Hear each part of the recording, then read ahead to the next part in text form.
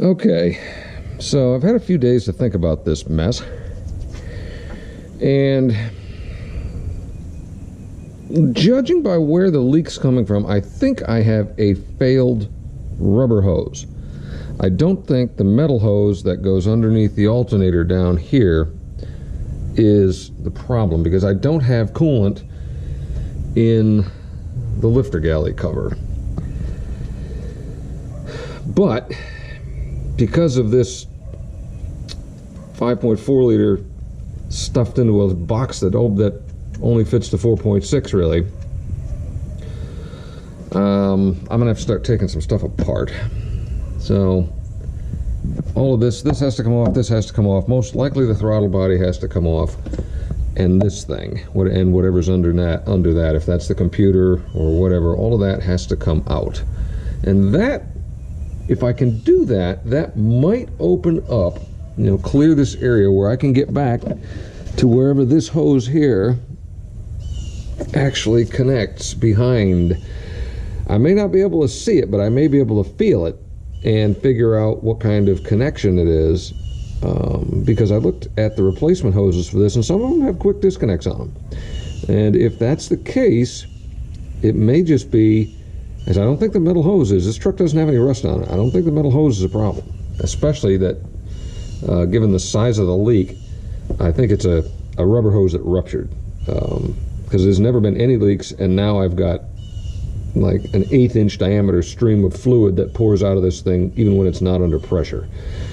So there is a large hole that has opened up, but I don't know yet, and we will see as we go. But that's what I'm going to start doing now. So we're going to start clearing some of this stuff out, and we will go from there.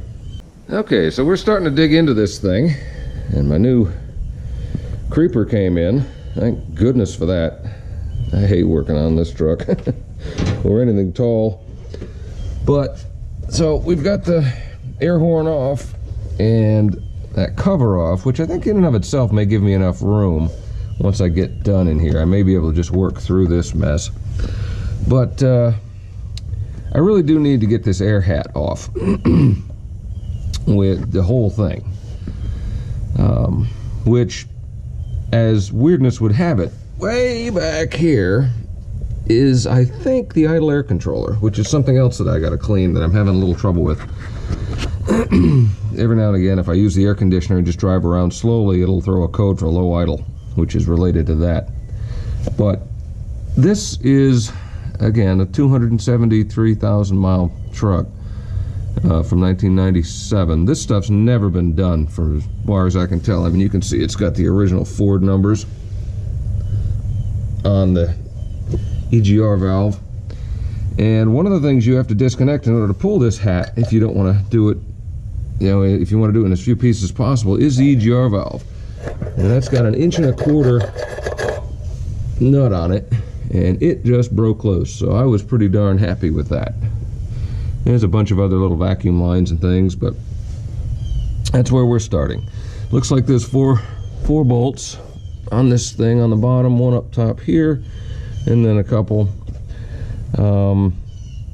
I don't know what I'm going to do with it. I'm not sure if I'm going to disconnect this stuff or just pop this bracket off, flop it out of the way, because this plastic stuff is just, it's cheese and I don't want it to break.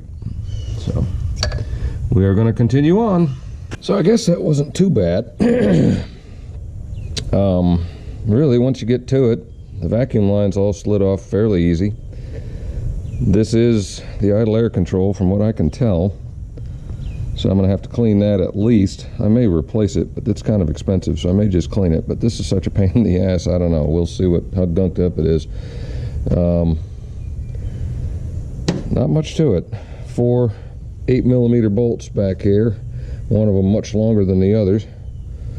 But it's pretty gross with 21 years of running on it. And so probably give that a clean before I put it back. But it's not too bad. I'm going to test this thing here while I'm at it with a vacuum gun, just to make sure that it's moving properly, but I believe it is. It's not been throwing any codes for EGR. And here's what we got. A little bit more room. I still don't know what the heck I'm going to do back there, because it's this hose. Wherever in the world it goes. And the heater core is up here. And then the rest of it goes to wherever the hell it goes. So we're going to have to take a look and see what we can see. Well, I found it.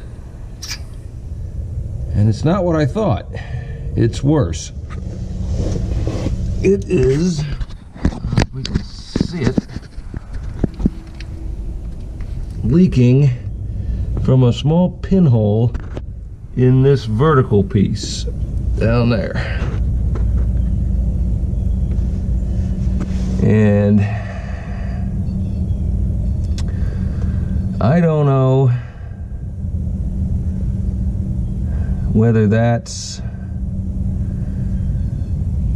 pressed into the intake or what. But there is a pinhole in that vertical tubing that attaches to the heater core with a hose clamp. Unbelievably, my local parts store actually has that tube in stock. So the fun part comes because it is pressed into the intake manifold down there. You can just barely see it. The base of it may be through here. And getting that out is going to be something. I think I can get the top hose disconnected from it. But boy, I think the only thing I'm gonna be able to do, I'm hoping, is maybe take that coil out, because it's plastic, and see if I can get down there with a torch and heat up the intake manifold a bit without burning anything to the ground, and see if I can get that to come out. But that's what we're going to start working on now, because if it breaks off or something else happens, I mean, I got to pull the intake, and at that point I got to pull the intake. So we might as well try to see if I can get that out of there without pulling the intake. Well, I'm disappointed. The line broke right at the place where it was rusted when I was trying to take it out, and there's a wire back there that was getting kind of toasty when I was heating it, so I gave up on that. The intake manifold's coming out. So I'm about to do something truly stupid, and that is a full tune-up on a 272,000 mile lower end, because once this intake's off, whatever the hell needs to be changed is going to be changed, because I ain't putting that intake back on and then having to take it off again.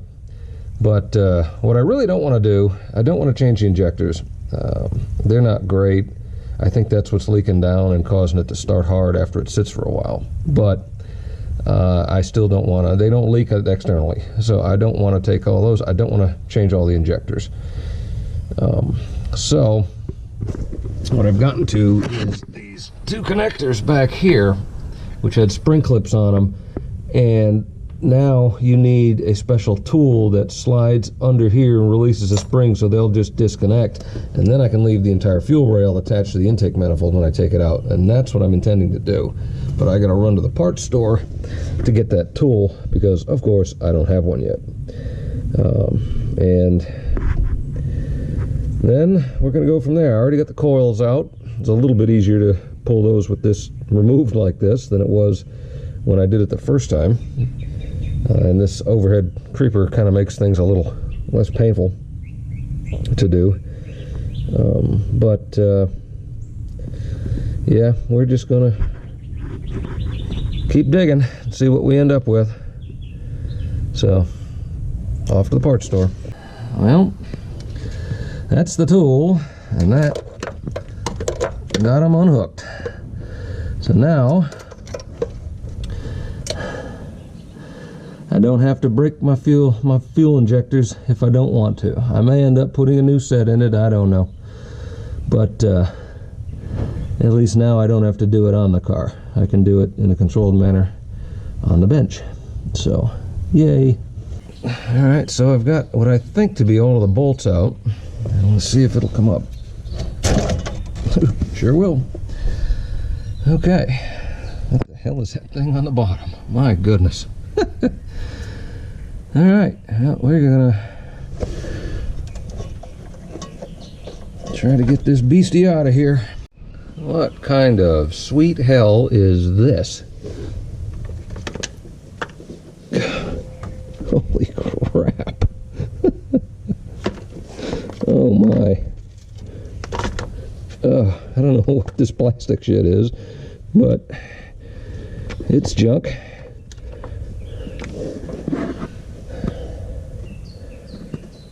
There's a little bit of water in the back, but I think that's from my leak. Good gravy. Absolute insanity. Look at this mess.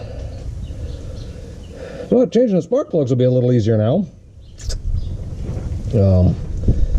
I need to get some paper towels in these intake passages and start vacuuming some stuff after I get whatever the hell this garbage is out of here. Jesus. Oh man, it's cracking. That had to have been some sort of a shield around whatever in the hell this thing is. That is...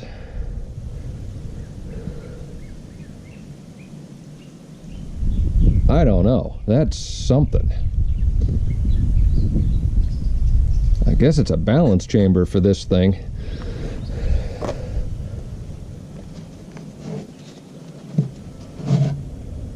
Okay. Wow. It breathes in the center down into this thing and then back. Holy smoke. That's just crazy. My goodness. Just crazy. And this thing fell on the ground. It's a little, feels like brass or bronze or something, little bushing, but I don't know where it went. I don't think it went to this intake manifold. But there ain't no telling. So, time to start cleaning. So here's the culprit. You can see that little tiny pinhole right there. That's where it was coming out of. And looks like it was dripping a little bit for a while. But you can see where the whole thing is thinned, where it broke when I was trying to twist it. So at least now I have some access to try to heat this up and beat this thing out of here. That's what we're going to try to do now. A lot of guys I see thread this thing and do something else with it, or block it in. But the way this intake is designed, I'm not sure where the hell else you'd get your hot water. So we're going to do something to see if we can get this out of here and then go from there. But as we walk back to the rest of this disaster, there's a couple of things under this intake manifold that I don't know what they do. Well, one of them I know. Okay, get a little light on this. There. That down there is the knock sensor. So if your knock sensor ever goes out, you got to do all of this to do it. And I don't know what this thing is, but that may be the temperature sender. If looking at it, that could be the damn temperature sender. And if that's the temperature sender, I mean, holy shnikes. But I mean, there's a matching hole over there, and these heads are flipped. I think they're identical front to back, almost, except for the way the cams are located. But I don't know what that is, but I am probably going to change, certainly going to change this pipe, because if that other one was rusted, there's a good possibility this one is. I'm going to change that pipe, most likely both of those heater core hoses, the vertical stanchion off of the intake, and probably both of these sensors, because I don't ever want to do this again. Holy smoke. Oh, well, anyway, that's where we're at. Alright, so that train wreck is out. That was never coming out. It was never going to leak there, I can tell you that. But what we've got, if I can get the picture here, is a pretty impressive set of pitting internally going on here. Let's see it. And if I turn it around, you can actually see, hopefully, how deep that pit was from the inside, where it finally just blew out. It just thinned the wall and blew out. Weirdly, it's not all over. It's just in a couple of little spots, as you can see that darker rust around that area where it failed. I don't know why that is. There may be something in the metal. You can see how it kind of eats in a loop there. Don't know. Maybe there's some sort of stress riser left over from when they bent it, which doesn't make a lot of sense because that's not even where the bend is. But I mean, this is, you can see the weld, and it's not preferentially eating the weld where the tubing was formed. It's just pitted in this one little section internally, and that finally led to a real thin section right there that blew out. So that's what happened there. I think I'm just going to go back with a stock piece. I'll put the piece in the freezer, heat the hell out of this thing, put a little bit of JB weld on it, and ram it home. I don't think I'll ever have an issue with that, because that was pretty snug, and I really didn't bark up the inside of that too bad when I took it out. Well, closing it up for today. Got my parts list. Gonna do the valve cover gaskets, obviously all the intake gaskets since I have it open, upper and lower set, both the adapter here as well as a throttle body gasket. Gonna put a new thermostat in it, all of the heater core pipes and hoses. Since I got it open, might as well change them. They're 21 years old. A new cylinder head temperature sensor and a new knock sensor. And while I got it here, since the plugs have almost 90,000 on them, I'm going to do the plugs while I got it open. I'm not going to do the injectors or the coils, because that's another $400 that I don't really want to spend on this thing at the moment. And so far, the injectors and coils have been working well. So we will keep you updated as we get some parts in.